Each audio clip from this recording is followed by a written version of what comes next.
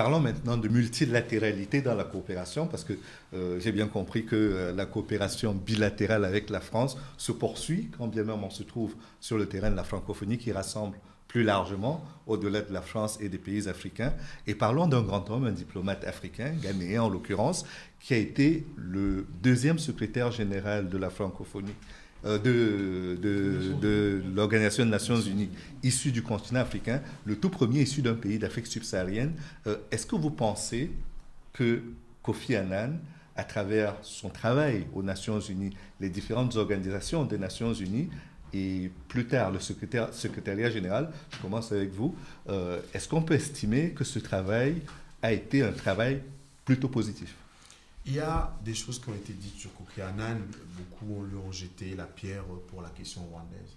Je rappelais ici que Kofi Annan était sous-secrétaire général de l'ONU pendant le génocide au Rwanda. Parfois, il y a des anachronismes comme ça qui sont faits tout simplement pour balafrer la figure. Et c'est une façon aussi, non pas simplement de lui rendre hommage, il y a la question symbolique de premier subsaharien qui a avoir occupé le poste, mais c'est aussi à la fois son rôle à un double niveau. Quand il a été secrétaire général et quand il a été parmi les elders dans le cadre de sa fondation. Après son mandat. Après ses 2 mandats. Sur les questions fondamentales aujourd'hui de construction de notre démocratie, les changements de constitution, les présidents qui s'éternisent au pouvoir, il a eu le courage de le dire de manière directe. Parce que souvent, les gens le voient, c'est un haut diplomate, apprécié pour son élégance et puis son langage satire, le courage d'adresser de manière directe des messages à ses chefs d'État. Pour moi, ça me parle, c'est en résonance avec mes valeurs. Sous sa mandature, il y a la question de la prévention de la paix et de la gestion des conflits. On a vu que la difficulté qu'éprouve tout secrétaire général, véritablement, à instaurer une culture de la paix. La guerre, c'est plus facile. Les grandes puissances, effectivement, l'entretiennent parce que ce sont des commerçants, des marchands d'armes. Mais quand il s'agit d'irénologie, c'est-à-dire que les gens ne sont pas très portés sur ces questions. C'est d'ailleurs pour ça que la question de la culture de la paix, que ce soit à l'UNESCO ou à l'ONU, ce sont des questions qui sont généralement n'intéressent pas grand monde. Et Kofi Annan a essayé de s'y intéresser. Mal lui en a pris parce que ce n'est pas quelque chose qui est porteur. Parce que les États-Unis, à cette époque-là, c'était une époque de néoconservateurs au pouvoir, sous Bush, et donc la tension était vive de ce point de vue-là. Et puis, il y avait surtout eu les attentats du 11 septembre 2001 qui changeaient un tout petit peu la donne sur le plan stratégique. Donc, cette question irénologique donc, de recherche et de travail pour la paix, elle n'a pas pu véritablement porter. Je suis en train de parler de ce sur quoi il s'appuyait. Le mandat de Kofi Annan était un mandat qui était destiné à renforcer les dispositifs de l'ONU en matière de prévention, de gestion et des mécanismes de prévention et de gestion de conflits. On a beaucoup parlé des États-Unis qui étaient le gendarme du monde et Kofi Annan, quelque part, son travail a aussi été de faire comprendre aux Américains que ce gendarme du monde, ça devrait être les Nations Unies. Oui, mais en fait, moi, je trouve que Kofi Annan personnifie vraiment la dichotomie ou le dilemme qu'il y a entre la valeur intrinsèque d'un homme, d'un individu, les valeurs qu'il peut porter, lui, les valeurs d'humanisme, etc., de paix certainement, et puis la difficulté qu'il y a à assumer pleinement son rôle et sa fonction. Vous voulez dire qu'il était impuissant? Moi, je le pense, très franchement. Ce qui n'enlève rien à sa valeur intrinsèque propre. Et ça ramène tout un chacun, ça doit ramener et ça doit nous questionner sur la valeur intrinsèque qu'on peut avoir. Mais si on est dans une institution viciée et donc qui ne joue pas son rôle parce que les règles au plan international, effectivement, sont ce qu'elles sont. Et effectivement, c'est les États-Unis qui dominent le jeu politique international et les grandes puissances en général. Et qu'on n'a pas notre voix, on n'a pas voix au chapitre. Et qu'à ce titre-là, même si en tant qu'Africain, en tant que Noir, on est fier de voir enfin un Noir accéder à ce poste-là, il n'en demeure pas moins qu'il a été très impuissant, malheureusement. Léon-Paul? Alors, je dirais que mon point de vue est un peu mitigé. Kofi Annan a été certainement un très grand homme, un très grand diplomate, certainement le dernier grand secrétaire général de l'ONU, parce que quand on regarde ceux qui lui ont succédé, qui sont plus secrétaires que général de l'ONU, on se dit que la tâche n'a pas dû être très facile pour lui. Peut-être plus généraux d'ailleurs que secrétaire. Lui, il a tenté un peu moins quand même que Boutros Ghali à être véritablement secrétaire général, peut-être pas général de l'ONU, mais secrétaire général. Alors, mon principal regret, c'est qu'il n'ait pas réussi la réforme du Conseil de sécurité des Nations Unies. Et je pense que cette occasion qui a été ratée sera difficilement rattrapable et peut-être que l'ONU est définitivement destinée à être, comme le disait le général de Gaulle, le marché de Washington. Mais est-ce que ça ne relève pas de l'impuissance liée à la trop grande force des pays du Conseil permanent de sécurité des Nations Unies?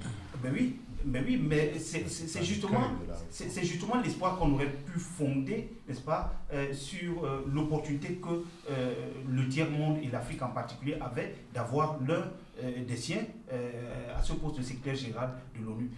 Bon, maintenant qu'il ait été africain, voilà, c'est bien pour flatter notre ego, mais s'il avait été utile à l'Afrique, davantage utile à l'Afrique, ce serait encore mieux. L'autre combat au-delà de la paix que menait Kofi Annan, c'était aussi la lutte contre la pauvreté. On se souvient de ses objectifs du millénaire qu'il a porté pendant son mandat. On a parlé des réformes, mais la lutte contre la pauvreté a aussi été un marqueur très puissant de ces deux mandats à la tête de l'ONU. Je rejoins un tout petit peu le sentiment relativement mitigé que les uns et les autres ont eu par rapport à l'action de M. Kofi Annan à la tête du secrétariat général des Nations Unies. Et plus précisément par rapport à la question de la pauvreté, il faut se rappeler, il faut se souvenir que la question de la pauvreté est quand même liée à la question de la domination des uns sur les autres. Et que cette question de domination nous renvoie de facto à la structure même de domination dans laquelle les pays de la périphérie à laquelle sont soumis les pays de la périphérie par rapport aux pays du centre, c'est-à-dire ceux qui dominent. Et donc, avec la toute bonne volonté, avec la diplomatie, le tact qu'on lui connaît, on ne peut que malheureusement tirer un bilan relativement mitigé par rapport à sa capacité à faire bouger les lignes. Pourquoi? Simplement parce qu'il est dans une espèce de contradiction d'intérêts qui font que sa mission noble rencontre des difficultés qui sont des difficultés structurelles et économiques, voire des enjeux géostratégiques et des enjeux économiques mondiaux, vis-à-vis desquels il n'a pas de marge de manœuvre. Donc, de ce point de vue, je reste relativement mitigé, même si l'intention était relativement bonne. En faisant de la comparaison entre ce qu'a été le mandat de son prédécesseur, c'est-à-dire Boutros Ghali, et ce qu'a été le bilan de Choi, le Sud-Coréen, est-ce que vous estimez qu'il a laissé plus de traces, plus d'empreintes, Abdelaziz Moundé, que son prédécesseur et son successeur? Alors, il y a cette chape de plomb, vous avez évoqué le Conseil de sécurité des Nations Unies, les membres permanents. D'ailleurs, ceux qui bloquent la réforme, ce sont les 5. C'est le club des 5. Sinon, on aurait déjà eu l'Inde, l'Afrique du Sud, le Brésil, ou que sais-je encore, un pays puissant, des pays qui ont accédé au club nucléaire, comme le Pakistan, le Japon, ou en l'occurrence un pays comme le Japon qui entrerait, compte tenu de ses qualités ou de sa position géostratégique ou de ses atouts. Mais on n'a pas cette question parce qu'il y a une chape de plomb. Et ça, c'est un invariant pour tous les secrétaires généraux qui sont passés et qui viendront. Et tout à l'heure, je crois que c'est Léonard qui évoquait la figure de Kofi Annan comme dernier grand secrétaire général. Tous les autres, et malheureusement, les gens avaient pensé que cette réforme-là allait permettre de remodeler l'Organisation des Nations Unies. Parce qu'il n'y a que cette réforme-là qui peut permettre effectivement de donner à l'ONU tout au moins un semblant de crédibilité. Faire que ce ne soit pas que l'héritage de la fin de la Seconde Guerre mondiale. Exactement, parce que pour l'instant, c'est la configuration de 1945 qui est structurante. Mais si on n'a pas des pays qui correspondent à la nouvelle carte géopolitique mondiale, des rapports de force, eh bien, ça ne peut pas servir à grand-chose. J'ajoute que sur la question des OMD, parce que j'allais dire qu'effectivement ce marqueur était très important. Les objectifs du millénaire pour le développement. Les objectifs du millénaire pour le développement qui ont dû désormais être traduits en objectifs de développement durable. Oui. Bon, c'est OMD, ODD. Enfin, vraiment, on est passé des slogans à des termes qui sont parfois rebarbatifs, sinon abscons. Le problème, c'est il a parlé tout à l'heure d'une question de centre-périphérie, hommage à Samir Amin, justement, la question de la dépendance, qui reste, malgré l'avènement des BRICS et de clubs des émergents, où il y a des pays un peu plus de la périphérie ancienne de Bandung qui sont devenus des pays qui peuvent tutoyer les grands. Malgré cela, les rapports de force économiques mondiaux restent figés à l'avantage d'une partie du monde bien connue. Et que les objectifs du millénaire pour le développement sont souvent une manière d'atténuer les effets, justement, de ceux qui brassent le capital mondial, tirent le plus grand bénéfice des échanges internationaux. Voilà une espèce de cache-sexe, parce que, dites-moi, l'extrême pauvreté. Ça, c'est la Banque mondiale. Voilà, l'extrême pauvreté était un des objectifs du millénaire pour le développement. Il y a la question de l'accès à l'eau, la question de l'accès aux soins de santé primaires. Nous sommes dans un pays comme le Cameroun, on va évoquer le Mali ou la RDC. Est-ce que vous avez l'impression ou le sentiment que ces questions d'extrême pauvreté, où on vient en deçà d'$1 par jour, ou l'accès aux soins de santé primaires pour les femmes qu'on séquestre encore pour les césariennes au Cameroun, parce qu'elles n'ont pas payé, ou l'exemple qu'elle a pris tout à l'heure de Monique Koumateke, dont on a ouvert le ventre à Douala. Après son décès, pour sauver les jumeaux qu'elle portait. Les jumeaux qu'elle portait, l'impression que l'accès à l'eau potable, regardez un tout petit peu la situation d'un certain nombre de pays africains, on est obligé de faire recours à des ONG dites occidentales, qui sont aussi souvent des paravents d'enjeux géopolitiques pour pouvoir régler ces questions. Donc je pense que de ce point de vue-là, si l'ONU qui jouait ce rôle-là de coordonnateur des OMD, plus maintenant des ODD, des objectifs de développement durable, parce que là aussi c'est un terme qui est toujours mouliné par les organisations du système des Nations Unies qui en crée tout développement humain, développement durable. L'indice de développement humain. Voilà. Donc je pense que pour terminer, c'est vraiment un goût d'inachevé. Parce que ce n'est pas aujourd'hui, si la pauvreté était réduite, notamment sur le continent de Kofi Annan, ça se saurait. Mais ce n'est pas encore le cas, malgré toute cette littérature sur l'émergence en Afrique. Le Ghana a décidé de lui accorder des funérailles nationales. De nombreux pays africains lui ont rendu hommage. Les dirigeants de ce monde ont salué son action. Est-ce que vous estimez que Kofi Annan a eu droit à mériter ou pas les hommages qui lui ont été rendus ces derniers jours? Écoutez, à la lumière de ce qu'il a représenté comme espoir pour l'Afrique, à la lumière de ce qu'il a été comme figure de représentation pour l'Afrique, à la lumière des combats qu'il avait chevillés au corps, et notamment les combats sur la pauvreté, les combats sur la prévention de la guerre et les combats sur l'amélioration des conditions sanitaires, et ainsi de suite, j'ai plutôt le sentiment qu'on est en droit, nonobstant les hautes fonctions qu'il a occupées, de lui rendre cet hommage. Mais je pense que il devrait être un hommage relativement modéré, plus circonscrit, pour éviter de tomber dans une espèce de flagonnerie. Voilà. Vous trouvez que c'est pas justifié ou que c'est exagéré de lui avoir rendu autant d'hommages post-mortem? Ce qui serait intéressant, c'est qu'au cours de ces hommages, on fasse un peu le bilan de ce à quoi il s'est heurté, des obstacles qu'il a dû, comment dirais-je, affronter pour justement, face à ces combats qu'il a portés contre l'extrême pauvreté, homme de paix, etc., à quoi il s'est confronté. Moi, je trouve que l'hommage est intéressant dans la mesure où il permet de dresser une espèce de bilan où on voit ce qui s'est passé, pourquoi ça a coincé, qu'est-ce qui n'a pas été, à quelle force rétrograde il s'est heurté, etc.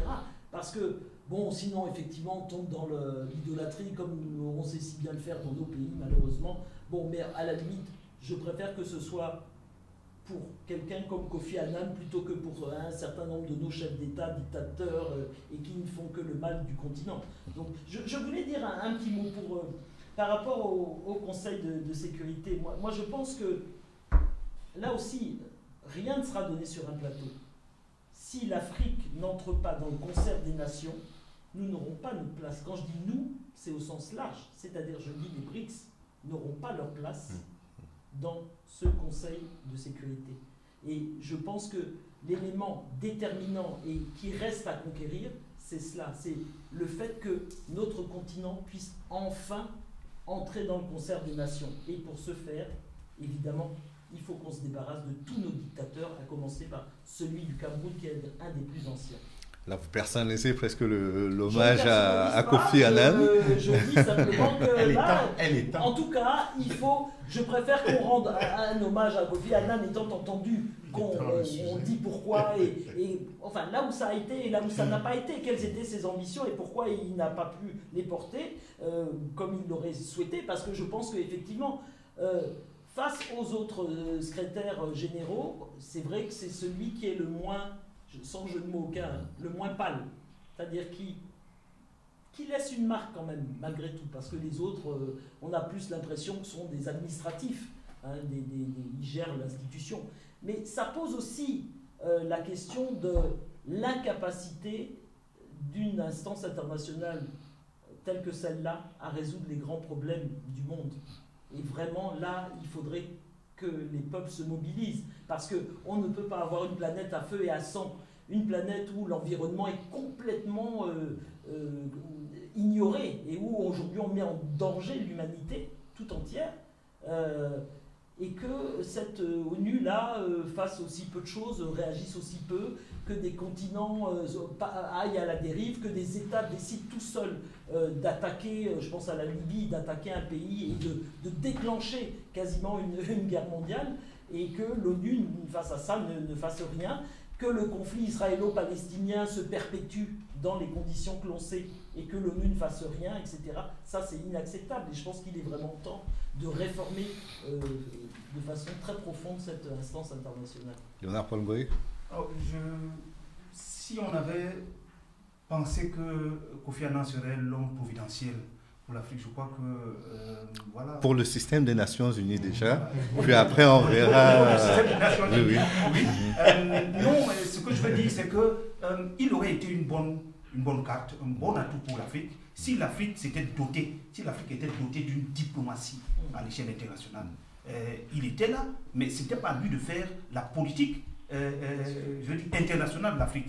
Nous pouvons émettre des déceptions, mais il faut d'abord qu'on se regarde, que nous nous regardions en tant qu'Africains pour nous demander si nous savons encore construire des stratégies, n'est-ce pas, pour peser dans les rapports de force à l'échelle internationale. Parce que la politique, que ce soit à l'échelle nationale ou à l'échelle internationale, est une question de rapport de force.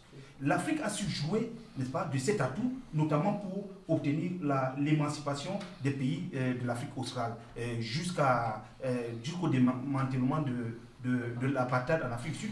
Puis plus rien, nous sommes assis sur nos lauriers et nous attendons que, il apparaisse un Jésus quelque part qui va venir sauver les Africains. Ça n'existe pas. Donc Kofi Annan a certainement essayé de faire ce qu'il a pu faire. Il n'était pas le secrétaire général des Africains à l'ONU, il était le secrétaire général de l'ONU, ayant des comptes à rendre à l'ensemble des 193 pays membres. Des États membres de l'ONU. Et de ce point de vue, effectivement, le bilan peut être mitigé, mais c'est d'abord le bilan de l'Afrique dans le jeu des intérêts mondiaux. Comment est-ce que nous essayons de peser dans ces rapports? On peut remarquer que depuis notamment la disparition de ce qu'on appelait le groupe des pays non alignés, n'est-ce pas? Et depuis la transformation de l'OUA en Union africaine, l'Afrique n'a plus de stratégie de politique internationale, même plus d'objectifs. Alors, il faut faire aussi le bilan de la diplomatie africaine de ce point de vue. Et le Camerounais que je suis, je pense que quand on dit le Ghana a rendu un hommage à Kofi Annan, tel autre pays a rendu un hommage, le Cameroun se devait aussi de rendre un hommage à Kofi Annan. Parce que nous devons reconnaître que sans lui, nous n'aurions pas pu, nous aurions eu beaucoup de difficultés à recouvrer la péninsule de Bakassi. Sur Bakassi. Et Kofi Annan aussi, je crois, de ce point de vue, était un peu reconnaissant au Cameroun parce que c'est sous la présidence du Cameroun à l'Assemblée générale de l'ONU qu'a été organisée en réalité son accession à ce poste de secrétaire général de l'ONU. Donc, Kofi Annan, c'est un Ghanéen, mais aussi quelque part, je crois, le Camerounais que je suis peut le reconnaître comme un des siens. Et donc, nous aussi, nous devons faire le deuil de ce frère, de cet aîné, de ce père de l'Afrique qui s'en va. C'est ce que je pourrais dire à ce niveau. Et il y a un aspect qui devrait aussi, je crois, attirer notre attention. C'est les conflits du Golfe par rapport à Kofi Annan. Parce qu'on a beaucoup parlé de son implication, la Syrie, de sa non-implication au les Rwanda, guerres d'Irak. mais les guerres d'Irak, notamment, ont eu lieu. Qu'est-ce qui s'est réellement passé? Alors, mais il a eu une voix très forte là-dessus. Je ne dis pas non, mais je rejoins, je le dis pour rejoindre le point de vue notamment d'Augusta et de Abdelaziz tout à l'heure, pour dire que plutôt que de faire des hommages, de lui rendre hommage, il faudrait... Il y avait la guerre dans les Balkans également, oui, parce qu'il faudrait s'en souvenir aussi. Oui, dans les Balkans aussi. Alors, c'est véritablement à un audit de relations internationales que nous devons, à la faveur de la disparition de ce grand homme, de ce grand Africain, nous soumettre pour voir aujourd'hui à quoi servent ces institutions internationales, notamment l'ONU. D'accord. Donc, après avoir évoqué un grand Africain, évoquons cette fois-ci un pays africain de grande culture, le Mali, qui vient d'organiser son élection présidentielle. Le contentieux électoral, préélectoral, commence à poindre.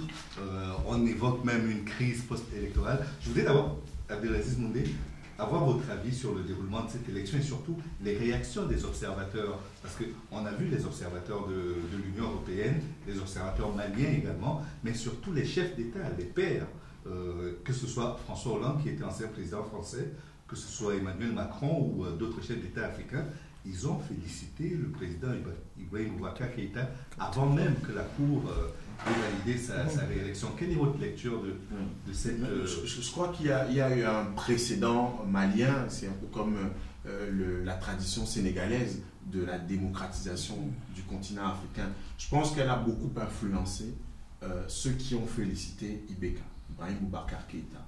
Et qu'on n'a pas... penser ou anticiper ou tout au moins considérer le fait qu'il y a parfois des retours du refoulé sur notre continent. C'est-à-dire que vous avez des pratiques frauduleuses, vous avez des pratiques d'embrigadement, de maîtrise, comme on a l'habitude de dire pour utiliser des euphémismes, de maîtrise du terrain par les tenants du pouvoir sur le continent. Et que dans le cas d'espèce, les récriminations et les plaintes qui ont été portées par le candidat malheureux, Soumaïla Cissé, très précisément sont venus mettre ou porter au nu un certain nombre de choses qu'on croyait oubliées ou passées au Mali. Parce que comme vraiment l'exemplarité qui a été celle de ce pays après le coup d'État de Mamadi Touré contre Moussa Traoré, et qui a permis qu'il y ait une démocratisation beaucoup plus rapide au Mali avec l'avènement de Alpha Omar Konaré, et qui, après ses 2 mandats, avait très bien joué le jeu.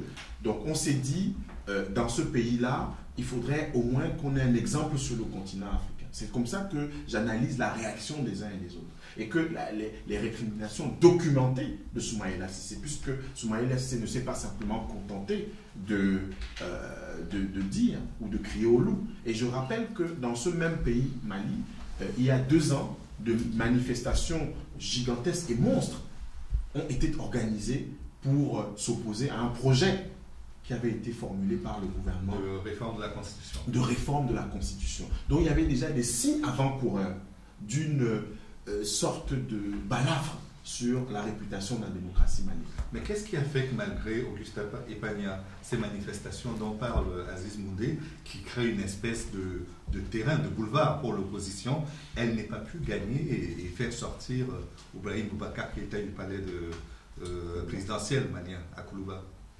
Ben, il n'y a pas eu de consensus au niveau de l'opposition, donc à partir de là, on y va en rang dispersé et chacun joue sa partition. Donc effectivement, le candidat malheureux va avec ses propres troupes et les autres ne descendent pas dans la rue. D'ailleurs, il n'y a pas eu appel à voter pour les candidats restants. Donc ça montre bien que bon, il n'y avait pas de stratégie, comment dirais-je, de stratégie concertée au niveau de l'opposition malienne.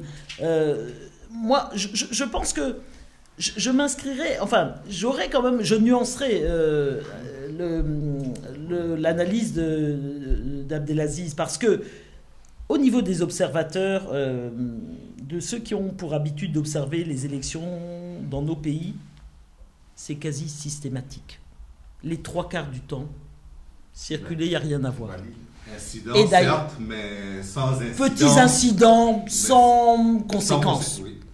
Quand on sait que dans de nombreux pays, il y a des fraudes massives, des fraudes massives qui sont organisées d'un bout à l'autre de la chaîne, moi je dis qu'ils sont dans la tradition habituelle des observateurs qui sont là simplement par formalisme, mais qui ne sont pas réellement là pour peser dans la balance et dire non, là il y a vraiment eu fraude, dans telle région ça s'est passé, parce qu'il semblerait quand même que dans certaines régions et dans certaines villes, voire villages du pays, il y a eu quand même des choses qui ne se sont pas passées de façon tout à fait correcte. Et donc, il y a lieu de dénoncer ces éléments-là. Dans toutes les zones de turbulence, notamment les zones un peu de guerre, où il y a... le nord et le centre. Exactement. Il semblerait quand même qu'il y ait eu des problèmes. Donc vraiment dire que tout s'est bien passé, circuler, il n'y a rien à voir. Je ne pense pas que ce soit simplement par... comment dirais-je, convenance ou par le seul fait d'apprécier la démocratie malienne. C'est peut-être par mesure de sécurité également. Vraisemblablement. Le pays ne s'embrasse plus qu'il ne l'est déjà. Par mesure de sécurité, et leur cheval, je parle là de l'Union européenne et de la France, c'est IBK. Bon, donc Soumaïla Cissé, qui fondamentalement, je ne pense pas qu'il ait des contradictions de fond sur le projet politique avec IBK, mais malgré tout, celui qui a vraiment, qui a fait, excusez-moi d'utiliser l'expression, mais quasiment allégeance à la France, c'est IBK. Et par conséquent, on ne lâche pas un cheval gagnant. Voilà, c'est ce que je peux dire en tout cas. Pierre, Giscard. Écoutez, ce que je peux dire, c'est que traditionnellement, la compétition électorale et la compétition démocratique est porteuse de frustration. Et que c'est normal... Vous savez que c'est juste une frustration. Je poursuis. Et que c'est normal qu'à un moment donné, les perdants, comme ça se passe même dans les démocraties les plus achevées, aux États-Unis on a connu ça, en France on le connaît, partout ailleurs on le connaît.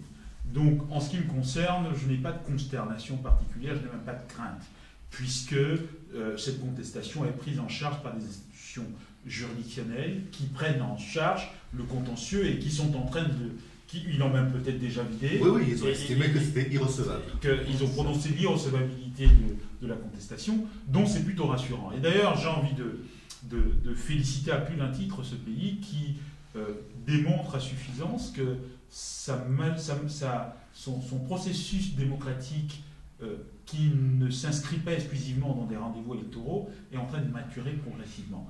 Donc, si c'est un exemple ici que nous devons valoriser en Afrique, et nous ne devons pas exclusivement nous appesantir sur les quelques ratés, au demeurant, qu'on peut noter ça et là. Donc, je me réjouis, très sincèrement, certainement pas de l'élection de M. Ibeka, avec qui je n'ai aucune acquaintance particulière, mais simplement du cycle vertueux dans lequel le Mali s'est inscrit en matière démocratique.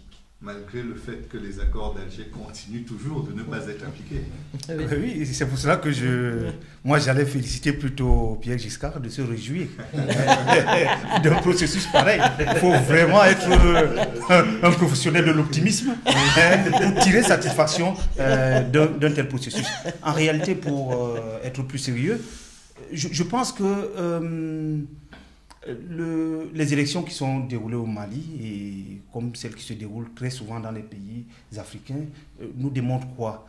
La démocratie et le multipartisme ont essentiellement une fonction décorative dans nos pays.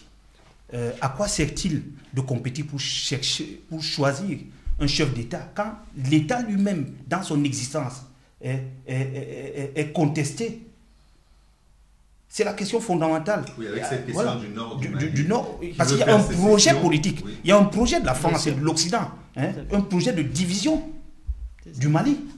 Et donc, ils ont trouvé un cheval de Troie, un cheval voilà, qui est... Vous n'allez pas mettre ça sur le compte de l'Occident, parce que la Somalie, ce serait la faute également de l'Occident? Jusqu'à preuve de contraire. Jusqu'à preuve du contraire, mais il y a toujours, voilà, il y a des alliés, oui. Il y a des alliés locaux aussi, n'est-ce pas, la situation faisant parfois le larron. Mais ce que je veux dire, c'est que ce qu'on dit des élections au Mali, on pourrait le dire, peut-être que je ne souhaite pas qu'on ait à le dire aussi dans quelques semaines, des élections à venir au Cameroun. À quoi servent-elles ces élections? Pour aller, voilà, je pense qu'il faudrait qu'à un moment donné, nous autres Africains, qui nous sommes retrouvés par la fatalité de l'histoire, n'est-ce pas, dans les frontières d'un même pays, nous puissions nous asseoir pour nous demander, pour nous dire, voilà quel genre d'État, quel genre de pays nous voulons constituer. Il ne s'agit pas seulement de choisir un chef, parce qu'il faut le remarquer depuis le départ d'Amadou Toumani Touré. Le Mali n'est véritablement plus un État, en tout cas pas indépendant.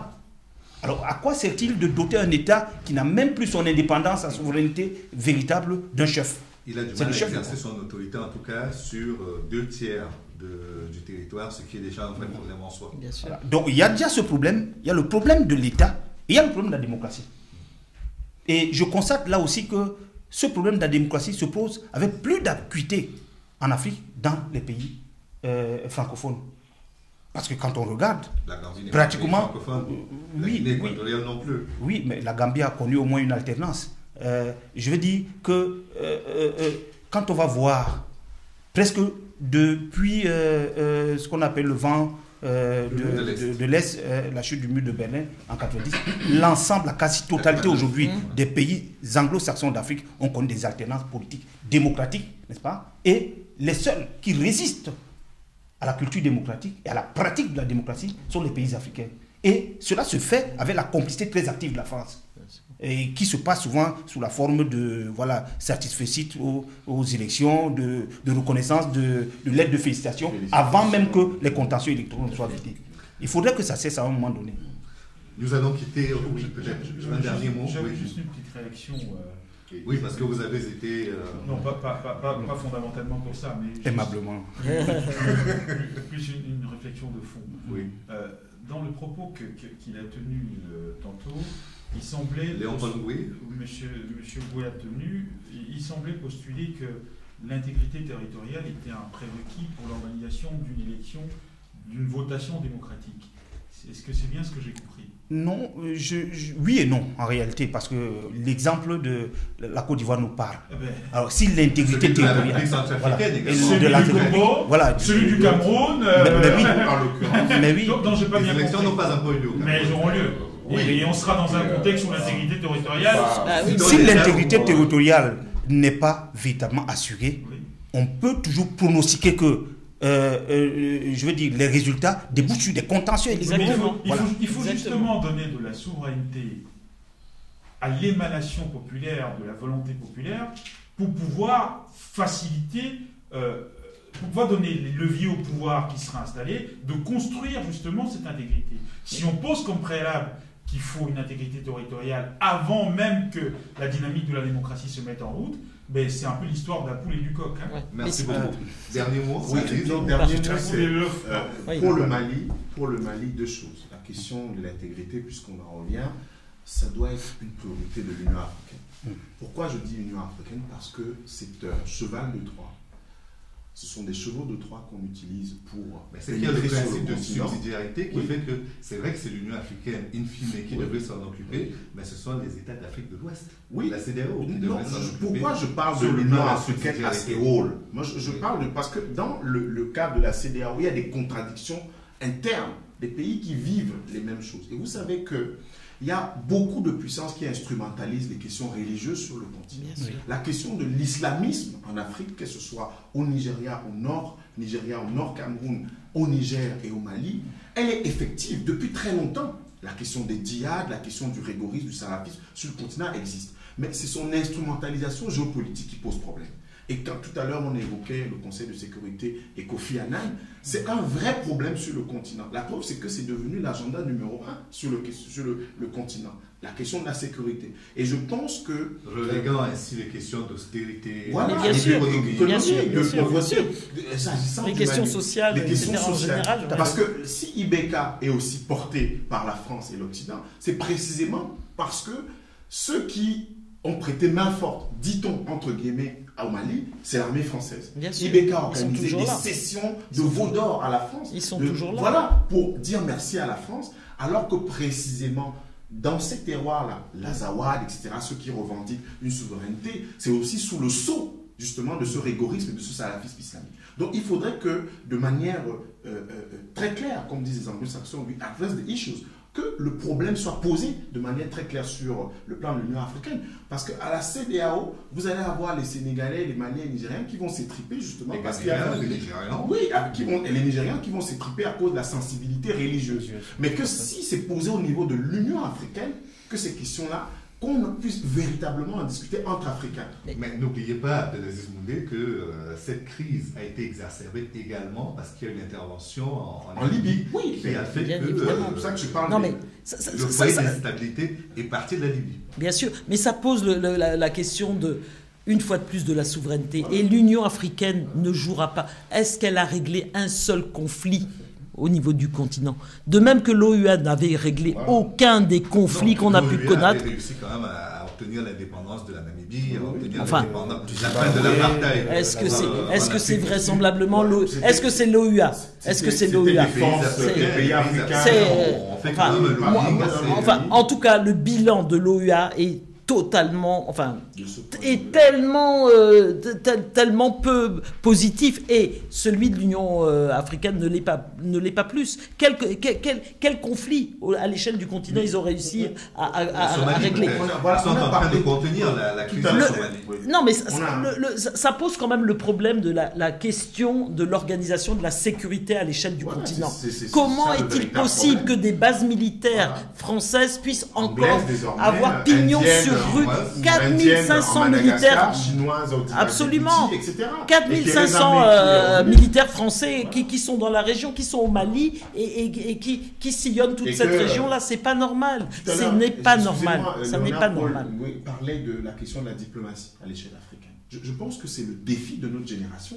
Il faudrait que les masses, la jeunesse africaine, puissent pousser à cela. Parce que s'il n'y a pas de diplomatie et de défense africaine, la question du G5 Sahel, regardez cette image. C'est une image d'une violence symbolique incroyable, où le président français est au milieu. Au milieu de 5 chefs d'État. Et en fait, c'est celui qui plastronne, c'est celui qui a le rayonnement symbolique, alors qu'il s'agit d'une question essentiellement éminemment africaine. Et le G5 Sahel, quand on l'évoque, c'est à partir du Mali, la question du Mali, que le G5 Sahel a été formulé. Donc je pense qu'au-delà de Ibeka, le Mali parle à l'Afrique de ce point de vue-là, et si on ne règle pas véritablement cette question du point de vue panafricain, on aura dans quelques mois, dans quelques années, une même élection avec quelqu'un qui sera adoubé, tout simplement parce qu'il... Et justement, nous allons terminer sur ce point. Un peu abondé. Malheureusement, nous n'aurons pas le temps d'y aller parce qu'il reste un sujet très important, une élection qui ne s'est pas encore tenue et sur laquelle on a quand même des candidats qui ont été exclus. Quelques-uns ont été repêchés depuis, mais les deux plus gros, c'est-à-dire Moïse Katumbi et Jean-Pierre Bemba en République démocratique du Congo, restent exclus. Le gros enjeu de l'élection, c'est déjà l'inclusivité. Et je commence avec vous, Pierre Giscard. Qu'est-ce que vous pensez de ces élections? Vous venez de Belgique, donc je pense que le sujet vous parle un peu plus qu'à nous. Disons que le scénario auquel on assiste est un scénario qui était plutôt prévisible. Je veux dire, le président... Vous n'êtes pas surpris? Je ne suis pas surpris de la tournure que prennent les affaires, même si le fond est contestable sur le plan juridique. D'ailleurs, les avocats des partis, des candidats qui ont été jusqu'ici écartés, en l'occurrence les grands candidats Katumbi et Jean Bemba, sont en train de déployer toute une armada de juristes pour défendre leur cause devant un conseil constitutionnel qui est acquis à la cause de Kabila. Puisque manifestement, l'ensemble... Pourquoi vous dites cela? Puisqu'il y a des candidats qui ont quand même été repêchés, après avoir été entendus avec la commission électorale nationale. Oui, mais il faut qu'on regarde les enjeux géopolitiques et les enjeux stratégiques à l'échelle de ce pays-là. Qui est gigantesque. Qui est extrêmement gigantesque. C'est ça. D'abord, historiquement, il faut quand même se rendre compte qu'on a forcé presque la main à M. Kabila de sortir, entre guillemets, du jeu de la représentation politique. Mais il n'est pas sorti du jeu politique, puisqu'en réalité, il a organisé son dauphinat de manière extrêmement subtile. Non seulement il a organisé son dauphinat, mais il a organisé une machine administrative et juridique derrière pour soutenir toute la stratégie politique qu'il est en train de construire quant à l'élimination de ses éventuels compétiteurs. Donc en réalité, pour finir sur cette note-là, ce qui va se produire ne me surprend pas du tout, et je n'en attends pas moins que l'issue ne leur soit pas favorable. Augustin Ipagnard, vous n'êtes pas surprise non plus que les deux poids lourds de l'opposition, Moïse Katumbi et Jean-Pierre Bemba, soient exclus d'une élection qui devait être inclusive normalement? Non, bien sûr pas surprise, puisque quand on voit comment dirais-je, le positionnement, la manière de faire de Kabila depuis depuis de nombreuses années, depuis qu'il a usurpé et prolongé son mandat, etc. En 2015. Voilà, en 2015, c'est pas étonnant qu'il continue à essayer de conserver par tous les moyens le pouvoir. Et évidemment, deux poids lourds de l'opposition qu'il les exclut. Ceci dit, moi, ce qui me rassure, c'est la détermination du peuple congolais. La détermination quant au fait de s'impliquer et de ne pas laisser faire. Cet esprit de résistance qu'on retrouve d'ailleurs au sein de la diaspora, c'est-à-dire que les Congolais sont extrêmement déterminés à ne plus subir. C'est-à-dire que c'est une monstruosité historique que ce qu'a vécu la RDC. C'est vraiment... Il n'y a pas de mots, il n'y a pas de mots et de qualificatifs suffisants. Quand on voit ce qu'ils ont fait de ce pays-là, mais il faudrait plusieurs vies pour les condamner et pour leur faire payer, quoi. Parce que c'est terrible d'avoir réduit ce pays à ce à quoi il a été réduit, quand on connaît son histoire, quand on connaît son apport, quand on connaît sa richesse. Et moi, je suis très confiante dans la mobilisation du peuple congolais, et vraiment, je souhaite que tous nos peuples, y compris notre peuple, c'est-à-dire le peuple camerounais, se réveillent de cette manière pour ne plus laisser faire. Parce que c'est vrai qu'il y a eu un combat quand même extraordinaire du mouvement de la société civile en République démocratique du Congo, que ce soit la Lucha ou d'autres organisations, voire la Senko, la conférence des évêques. C'est quand même quelque chose d'exemplaire. Oui, mais c'est d'ailleurs quelque chose d'extraordinaire qu'un pays comme la RDC vive ce drame depuis aussi longtemps dans le silence le plus absolu, la communauté internationale et surtout des Africains. Et c'est là où je reviens au propos d'Augusta tout à l'heure, quand elle parlait de l'OUA, comparer le bilan de l'OUA à celui de l'Union africaine. Je dis, si on essaie de comparer les époques, vous voyez, je me souviens dans ma jeunesse, du temps de la lutte pour l'émancipation des peuples en Afrique australe, tous les Africains étaient concernés. C'est vrai. Tous les Africains. Et quand il y avait des émeutes à Soweto, toute l'Afrique était en branle. C'est pareil aujourd'hui, parce que vous avez le mouvement Yonama au Sénégal qui a essaimé au Burkina Faso et qui est en train d'essaimer en République démocratique. Non, je veux dire, cette transnationalité, n'est-ce pas, des situations conflictuelles en Afrique n'existe plus aujourd'hui. Chacun est arc-bouté sur des questions domestiques, n'est-ce pas, et ne regarde pas ce qui se passe à côté. Parce que le drame que vit la RDC, notamment à l'est, n'est-ce pas, de ce pays, dans le Kivu, et notamment, n'est-ce pas, voilà. Tous les jours, c'est des viols massifs, c'est des morts, c'est un véritable génocide organisé qui se passe, mais personne n'élève la voix. Les Congolais sont tout seuls. Pas génocide, parce que c'est quand même un terme avec une connotation juridique bien précise. Alors, c'est un homicide massif. C'est ça. Mais ce que je veux dire, c'est organisé, on le sait. Et ceux qui l'orchestrent reçoivent des lauriers à l'échelle internationale. C'est quand même assez surprenant. Donc, et ce que je voulais dire par rapport à cela, dans un tel contexte que valent ces élections, Et le fait d'exclure des candidats participe d'un plan, d'une machination qui est mise en place. Hein? Voilà, le joker qui était en place a joué le rôle qui lui était imparti, et peut-être aujourd'hui on trouve qu'il n'est plus suffisamment crédible. Il faut lui substituer quelqu'un d'autre, mais pour continuer la même chose. Alors il faudrait que tous les Africains se sentent concernés quand une femme est violée dans le Kivu. C'est toutes les femmes africaines qui sont violées. Et tous nous devons nous lever. Nous devons lever la voix comme nous le faisions hier quand il y avait des morts à Soweto, à Orlando.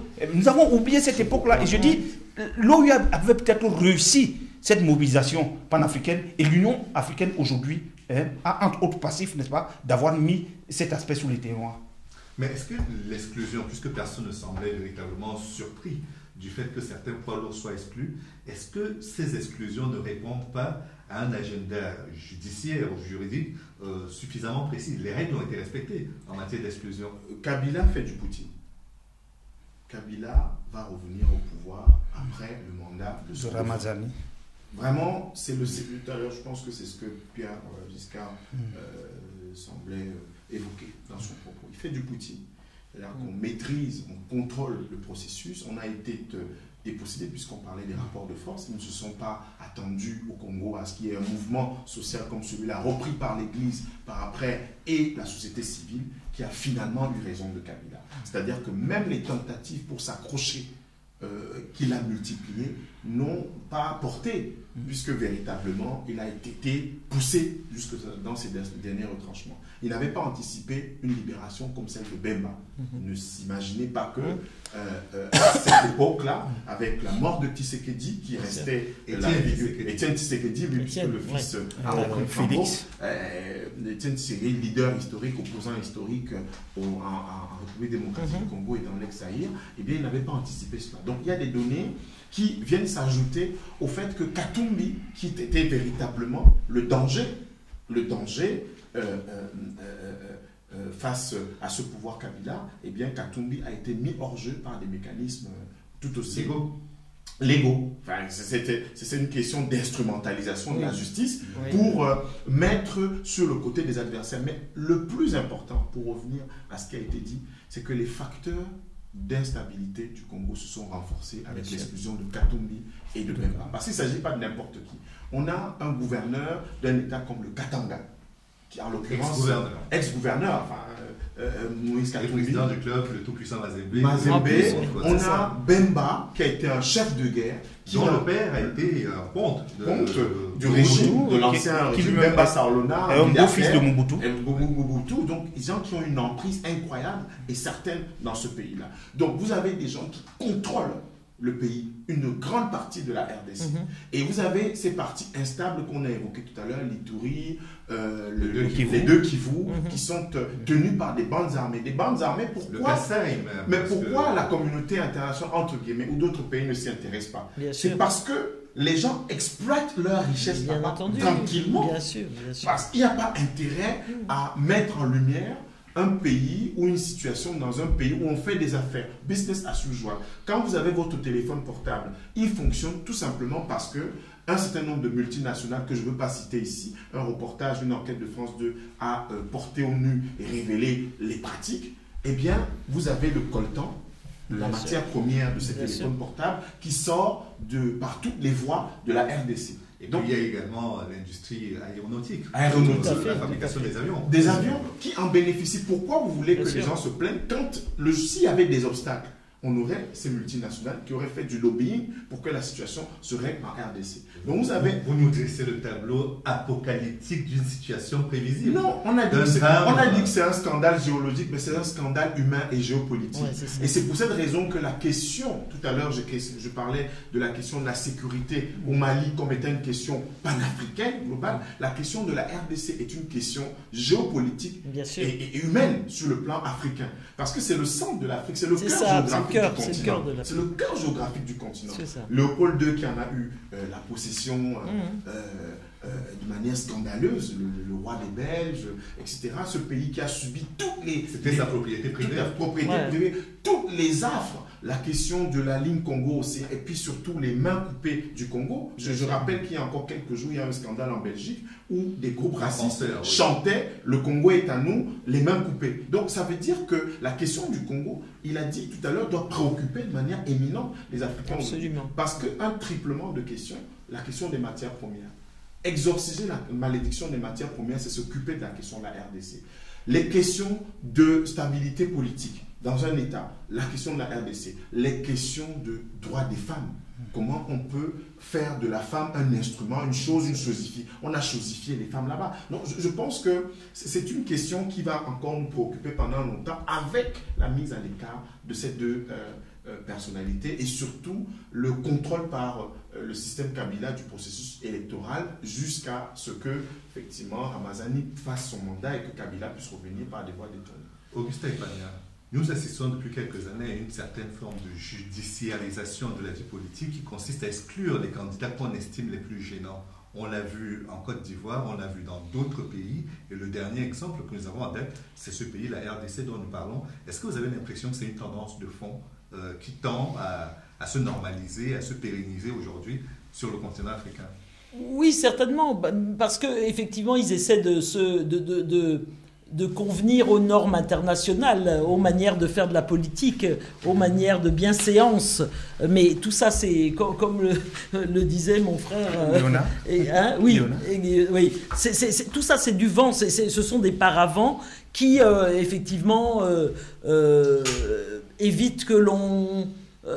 de manière trop scandaleuse, on élimine des adversaires politiques. Mais derrière, bien sûr, on sait très bien que les mêmes pratiques se poursuivent et que non seulement la communauté internationale, bien évidemment, ce qu'on appelle généralement la communauté internationale, ne viendra pas gratter ce qu'il y a derrière cette judiciarisation qui, évidemment, on accommode les textes et on met la justice au service de ces desseins politiques. Et par conséquent, oui, c'est une tendance, mais je crois qu'elle correspond à une volonté de conformité avec les normes internationales en matière d'élection. Mais ça n'empêche que, sur le fond, évidemment, les choses demeurent.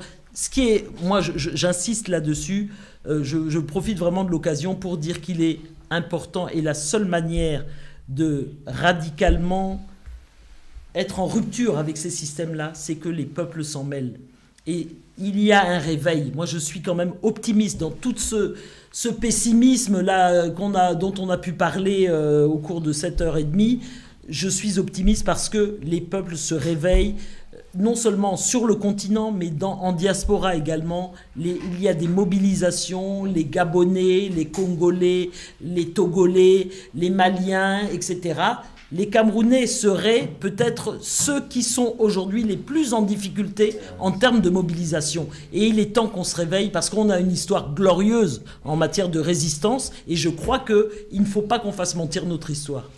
Léonard Pongoué, au-delà de cette forme de judiciarisation que j'évoquais avec Augustin Ipania, il y a aussi une certaine forme de dynastie qui s'installe à la fois à la tête des pays, mais à la tête des partis, y compris de l'opposition. Oui, tout à fait. Il y a une succession dynastique. D'ailleurs, dans la RDC, il y a Félix Tshisekedi qui prend le relais de Étienne Tshisekedi, notamment. Mais je dis que c'est un épiphénomène parce que, bon, voilà...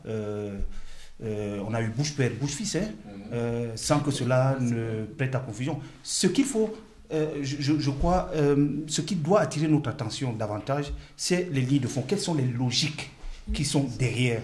Et moi, je dis, on a parlé de la judiciarisation progressive, voilà, de la politique en Afrique, mais ce n'est pas seulement à l'échelle nationale, c'est aussi à l'échelle internationale. C'est vrai. Et ce qui s'est passé en Côte d'Ivoire participe également de cette judiciarisation des chaînes internationales. C'est-à-dire on a dégagé. Le Sénégal. Voilà. Je dis Gbagbo qui se retrouve, Gbagbo et le jeune Blé qui se retrouve n'est-ce pas, pour dégager la voie à Alassane Ouattara. Ça participe de cette judiciarisation. Et donc, il faudrait que cela. il faudrait qu'on s'interroge, qu'on étudie véritablement. Ce sont des stratégies. Et ce sont des stratégies qui sont mises en œuvre pour domestiquer la politique africaine. Et il faudrait que les peuples africains y prêtent véritablement attention. Je suis d'accord, je rejoins tout à fait, totalement le point de vue d'Augusta là-dessus. Les leaders politiques, les hommes politiques ont toujours des comptes à rendre à ceux à qui ils doivent leur pouvoir. Et aussi longtemps qu'ils devront leur pouvoir aux puissances étrangères, n'est-ce pas, ils se prêteront au jeu des puissances étrangères. C'est pour cela que ce qui est fondamental, c'est que nous puissions faire en sorte que tous les hommes politiques, n'est-ce pas, tous ceux qui sont investis de pouvoir, se reconnaissent comme redevables de leur pouvoir au peuple. Et tant qu'on n'y est pas encore arrivé, eh bien, ce genre de phénomène, on n'en a malheureusement pas encore fini. Votre mot de la fin avant celui de Abdelaziz Moundé. Mais, disons que la judiciarisation, comme vous l'avez appelé, de la démocratie ou de l'espace politique est consubstantielle même au jeu politique.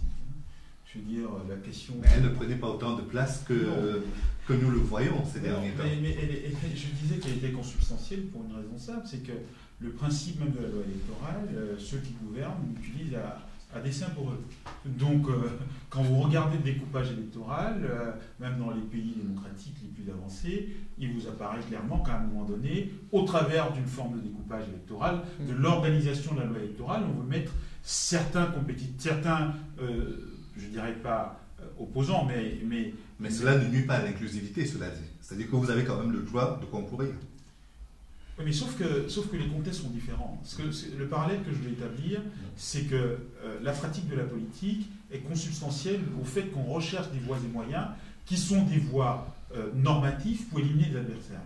Donc, c'est une pratique normale. C'est comme ça que vit la démocratie, parce que la démocratie... Il y a eu le suffrage censitaire, certainement. Je pense que vous remonterez même jusque-là. La démocratie se trouve elle-même sa source dans la norme juridique. Et donc, on utilise la norme juridique pour doter la démocratie de sa légitimité. C'est ce qu'on fait par ailleurs. Mais la tournure que ça prend dans nos pays, qui sont dans des démocraties naissantes, est une tournure qu'on peut regretter dans la mesure où, en réalité, ici, les instruments qu'on mobilise ont une portée exclusivement personnelle. Et donc, ça introduit un biais dans le jeu démocratique en lui-même. Mais dire qu'on judiciarise la démocratie, à mon sens, c'est un peu excessif, dans la mesure où, en réalité, le droit, la démocratie vont de pair. Très bien. Abdelaziz, le mot de la fin. Oui, indépendance, tcha-tcha, c'est ce qu'on chantait, indépendance, tcha-tcha. À l'indépendance du Zaïre. Franklin Bukaka. Voilà. Exactement. Je vois qu'il y a des références musicales très importantes. Exactement. Et puis au table ronde, pas gagné. C'est-à-dire que, ils ont dit à la table ronde, on avait gagné. Parce qu'il y avait une sorte d'illusion qui avait été vendue à ce peuple-là. Et que si aujourd'hui, on doit parler de RDC, donc ex-Zaïre, peut-être qu'il faudrait une autre table ronde pour ce pays-là, pour que les questions principales soient posées. Parce que si, évidemment, il a parlé de la question du droit qui encadre la démocratie, et il y a toujours une instrumentalisation plus ou moins subtile ou flagrante du droit pour gagner ou pour conforter ses positions. Mais si on pose des problèmes de fond concernant ceux qui pensaient qu'ils avaient gagné à la table ronde contre les Belges, qui sont restés en sous-main avec les Français et les Américains pour contrôler ce pays-là, la situation géopolitique n'a pas changé, sinon peu ou prou. Et c'est la préoccupation du panafricain que je suis, de l'Africain de manière générale, c'est que l'instabilité qui prévaut en RDC, tout à l'heure je parlais de la question de la CEAC, que nous puissions parler de ces questions lors des sommets sous-régionaux, pour que ce ne soit pas une question en huis clos entre protagonistes congolais qui ont d'autres enjeux et qui parfois sont les chevaux de Troie de ces puissances-là à l'intérieur. Moi, je voulais juste un petit mot pour dire quand même brièvement. que... Oui, très brièvement. Pour dire quand même que ils ont, au lendemain des indépendances... Il, c'est qui? Les colonialistes ont décapité les mouvements de libération et tout ce qu'ils portaient. Ils ont partout, il n'y a pas un seul pays où ils ont laissé le processus normal, c'est-à-dire ceux qui se sont battus, parfois les armes à la main, comme au Cameroun, pour conquérir cette liberté et cette indépendance, ils n'ont pas pu être au pouvoir. Que vous prenez le Boganda, vous prenez évidemment Lumumba, vous prenez Cabral, partout, ils ont été éliminés, peu ou prou. Donc, effectivement, c'est un processus extrêmement sanglant. Comment ? À l'exception de l'Algérie. À l'exception de l'Algérie, mais là aussi, l'Algérie, avec toutes les contradictions qu'il y avait au sein du FLN, etc. C'était à l'intérieur. Ils n'ont pas pu, effectivement, balayer le FLN, mais quand même entretenir les contradictions internes. Donc, moi, ce que je veux dire, c'est qu'on paye, et à quel point c'est important de ne pas laisser éliminer ceux qui sont porteurs, pas en termes d'individus, bien évidemment, en termes de génération, de perspective et de libération, parce que on en prend pour 60 ans, quoi. Ça fait 60 ans qu'on est dans cette situation. Merci beaucoup, Augusta Ipanema. Je rappelle que vous êtes militante de l'UPC-UPM. Et je rappelle que nous étions également en compagnie d'Abdelaziz Moundé, qui est journaliste. Nous étions en compagnie de Pierre Giscard Eteki, consultant. Et nous étions enfin avec Léonard Paul Gué. Oui. Autant pour moi. Pourquoi je vous traite de ce... Excusez-moi d'appeler votre nom. Il y a un gars qui est candidat, mais c'est pas lui. Non, c'est pas lui. Il nous l'aurait dit, il l'aurait fait. Et de toute façon, il aurait peut-être été exclu par la loi du fait qu'il n'a pas vécu suffisamment longtemps. Ah, on est là en pleine judiciarisation. C'est ça. Merci encore une fois. Je rappelle les thématiques dont nous avons discuté. C'était la francophonie avec l'élection ou le renouvellement du mandat de la secrétaire générale actuelle de la francophonie, Kofi Annan, l'hommage à l'homme et à son œuvre, et puis le sujet sur l'élection présidentielle au Mali. Nous avons terminé avec l'élection présidentielle en RDC, marquée par ces cas d'exclusion de candidats, notamment de 2 poids lourds de l'opposition congolaise. Merci de nous avoir suivis et à bientôt. Merci à vous. Merci.